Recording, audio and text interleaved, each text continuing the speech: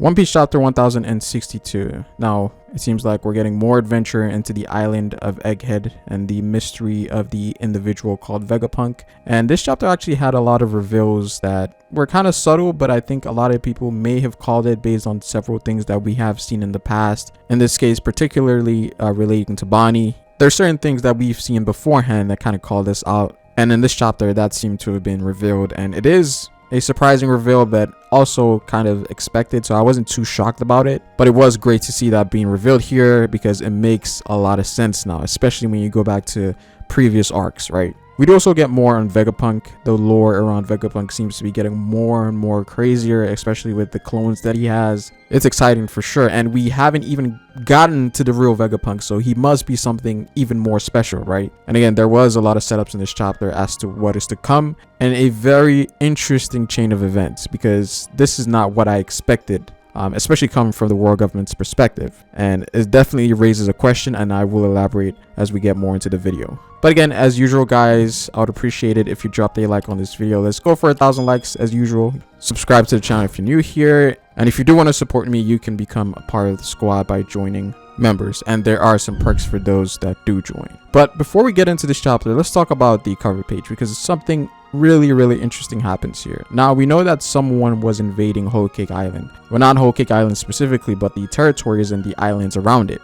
And in the previous chapter, we saw some individuals show up to Cacao Island. At first, we weren't sure as to who these individuals were, but in this chapter, it sort of confirms that it is Blackbeard affiliated. In this case, Kuzan. Because here we come to see that the island is essentially frozen, or at least the area or the town in that specific place is frozen. And we know that one of the characters with that sort of power or ability is Aokiji, right? Now, as to what he wants to do, we're not sure, but it seems like he may be here on Blackbeard's orders or is here to do something specifically, because he is here with someone else. I suspect Shiryu, but I'm not entirely sure. But it seems like the Blackbeard pirates are coming to take some of Big Mom's territory, or are there to take one of the poneglyphs or something else. We don't know specifically, but it does seem like Shiryu or maybe one of the other Blackbeard members, maybe the 10th Titanic captain might be the person with Kuzan here. So that might be something that may be revealed in one of the cover pages, but again, we don't know why they're here, but it is very interesting for sure. Now, we pretty much start off with the Vegapunk from last chapter, Punk 2, who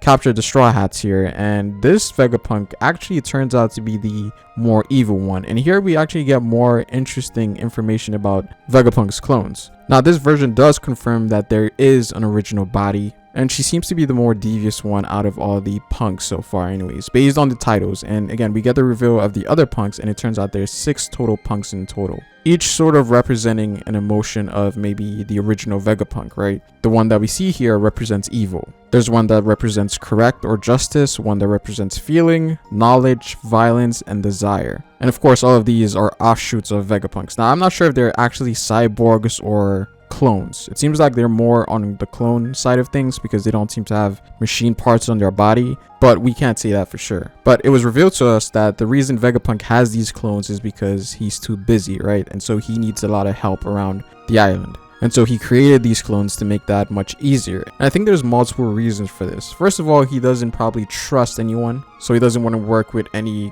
government affiliated individuals. So he chose to make clones of himself because he probably feels safer that way. And also because maybe he's trying to spark innovation, right? By having these different Vegapunks have different sort of personalities and morals, that would mean that they would implement their way of creating technology differently and may create something different from the other Vegapunk. So in essence, evil Vegapunk will not create something that is akin to, let's say, something that Vegapunk 1 creates, because they have different ideology. And so that sparks innovation, because even though they have the same intellect and mindset, how they use it is different. And so their creations will be different. So an evil Vegapunk might be more special at creating weapons of mass destruction than a Vegapunk that's more peaceful. But at the same time, the Vegapunk that's more peaceful might be more specialized in creating defensive technology than the evil Vegapunk. So I think this is more so to spark innovation, to create more things, and maybe because the personalities are different, he has more of a reach of things that he can create. And when you think about it, that's actually really smart. Like, what Vegapunk is doing here is on another level. And I think this honestly sets him apart from the other scientists like CRAZIER and Judge, because what he's doing here is kind of revolutionary. And I might actually talk about this more in a separate video because yeah, this is absolutely crazy. And the funny part is that we haven't even gotten to the real Vegapunk yet. It seems like we have to get through these clones of his before getting to the real one, which we don't even know where he is. And even though he's working with the world government, it also seems like he keeps himself in the dark to some regard, right? And so even the world government is not totally aware of what he's doing. I will say that I did like the Zoro hype in this chapter. I feel like now that the Straw Hats are a Yonko crew, people are going to be very wary of them, and that's what we're seeing here with Vegapunk, in which Punk 1 tells Punk 2 that Zoro could essentially kill her from where he's standing at. And the same for Robin as well, which is very interesting because Robin is also in the upper echelon of the Straw Hats in terms of bounties now. So that makes sense. Now, Sanji was also there, but we know that Sanji has these traits which makes him essentially useless against the girls, right? So that's what happened. And that took Punk 2 by surprise because she came close to the crew, and that put her in a position where she could be attacked by both Zoro and Robin, right? So Sanji, Chopper, and those other guys were essentially decoys because they were just mesmerized by the robots, right? And of course Punk 2 herself. I do also like what we're getting with the Punks. It seems like they have different personalities and do things differently, because in this case we come to see that Punk 2 seems to be more oblivious about things, but she has a more devious, evil type personality. But Punk 1 is more cautious. He could be the smartest one out of all of them just because he's the first creation, I'm guessing. So I do like the interaction here. Now, this whole situation eventually leads to Zoro asking Vegapunk for a request, and so Vegapunk 1 accepts to have them over because he is interested in the Straw Hat crew. So we'll see where that goes, and I'm definitely looking forward to what Zoro has to say. It might just be to get them out of this situation, but there might be more. But we'll see what happens. But Punk 1 is definitely looking like the top tier clone from what we're seeing.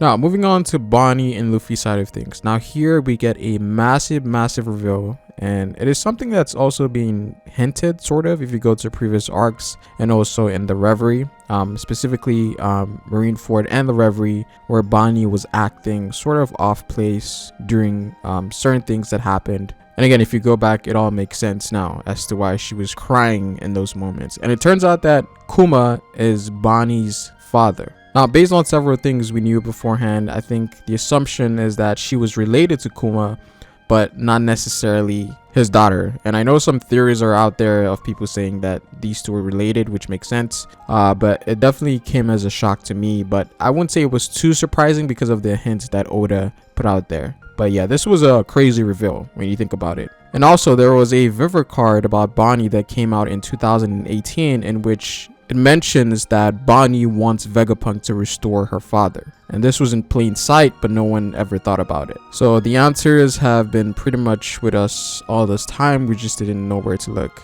Again, in One Piece, you never know who's related to who, right? But again, it makes a lot of sense now. You know, why Bonnie was crying during Marineford, why she was crying during the Reverie. And it would seem that she has some business with Vegapunk, and it seems like that business is to restore her father's mind or bring him back to normal. Which could be possible because Bonnie does have an aging devil fruit and she can age others, and so Vegapunk might take an interest in that. So now we know Bonnie's purpose here. So we'll see how that turns out. So we also get to see a bit of the city here, and it seems like the SSG home base is here as well because we do get to see a symbol of the SSG. So we might also get a lot of the Seraphims here because they were created here more than likely. And if you guys remember, Hamepo wanted to go to Vegapunk to gather some of the Seraphims. And when it comes to the SSG, I think the Seraphims are probably only one aspect of it. So we might see more things in this arc about them. Now, in terms of the island itself, it's super technological. Everything just seems to be on a whole different level, where the island has like its own heating system because this island is naturally cold. And Punk 6 also did mention that they could be able to control the weather, but that would take a lot of resources and money. So we're seeing here that Vegapunk can probably do more, he just needs a lot more money. So in a sense, he's been limited, right? And I think the government is aware of that, so they don't really fund him that much because of what he could create. I feel like that's something that could be a possibility. Now, Luffy and the others do encounter another Punk, which is Punk 6 that I did mention before.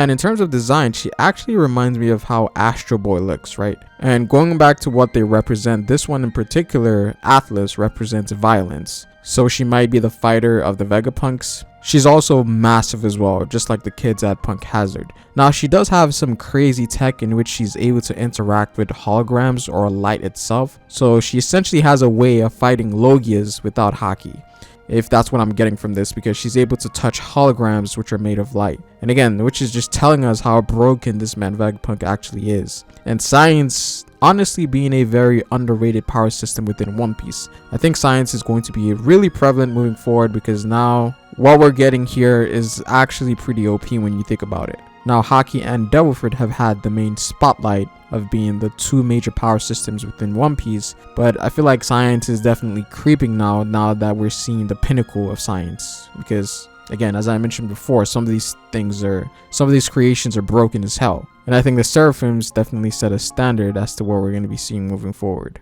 Now, upon meeting Punk 6, BONNEY is not convinced that this is the true Vegapunk. Then again, we don't necessarily know what version she met, so she might have met one of the other punks, but not actually Vegapunk himself. So we'll see how that turns out. But I will say that I think Oda putting Luffy and BONNEY together in this arc was a great idea, because these two honestly go hand in hand in terms of what they enjoy, right? So food being a big part of it. Now we come to the end of the chapter and we get a massive twist that I don't think anyone saw coming, especially considering the chain of events as to what's happened in the story so far, right?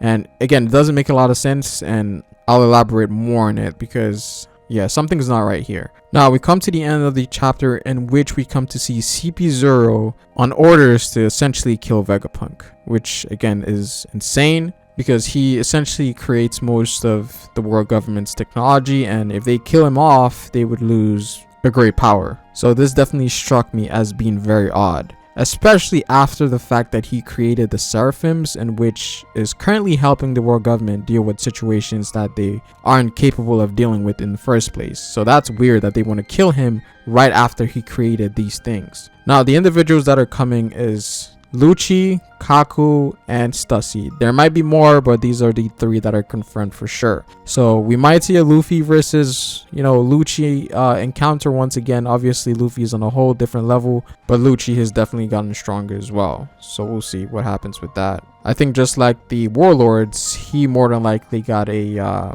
post time skip inflation boost. So we'll see. Obviously not to the level of Luffy, but maybe to the likes of maybe Sanji or Zoro, around that level, first mate level. I could see him being around that level, but he could be way under as well. But CP0 are essentially here to wipe out every Vegapunk and retrieve precious items that are in his lab. So again, which makes this whole situation very weird, considering what Vegapunk has done for the world government, right? So something must have happened in which he find out some information about a certain individual and he knows too much, and now they want to take him out, regardless of what he's done for the Marines and the world government. And even Lucci states that it might have to do with the incident at Lulusia. Now, this could be one of two things, I think. One being that the weapon that was used on Lulusia is actually a creation of Vegapunk. And the other is that Vegapunk somehow or some way was able to figure out M's identity, and that someone like Imu actually exists. Because it would seem that the incident at Lulusia is connected to all of these things and why the government is taking this approach. So again, something happened